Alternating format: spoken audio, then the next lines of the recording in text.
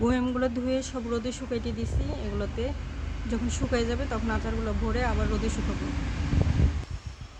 আর এই যে আমার আদা গাছটা ভেঙে দিয়েছে, মনে হয় নীরব আসছিল এদিকে। আদা হয়েছে কিনা জানি না। এটা থেকে আরেকটা গাছ বেরোতেছে, যে এটা ভেঙে দিয়েছে, ভেঙে গেছে আর কি।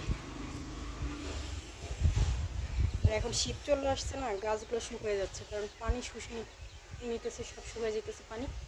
তো গাছ পানি পাচ্ছে না, সব শুকিয়ে যাচ্ছে। এখন বেশি বেশি করে গাছে পানি দিতে হবে। এই যে একটা মরিচ, এবার আম্মু কেন আসবে, ওর নানুর বাড়ি যাচ্ছে। এই যে মাসাল্লাহ মরিচ ধরছে।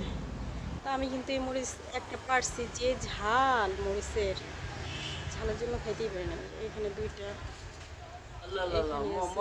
কি এটার জন্য তাড়াতাড়ি যে ইনসেক্টিসাইড নিয়ে আসবে, গেলে পুরো গাছ নষ্ট হয়ে যাবে। ওই যে গাছের পাতা কুকড়ে যেতেছে, ফাঙ্গাস ধরছে, এটা ওই যে স্প্রে করলে ঠিক হয়ে যাবে।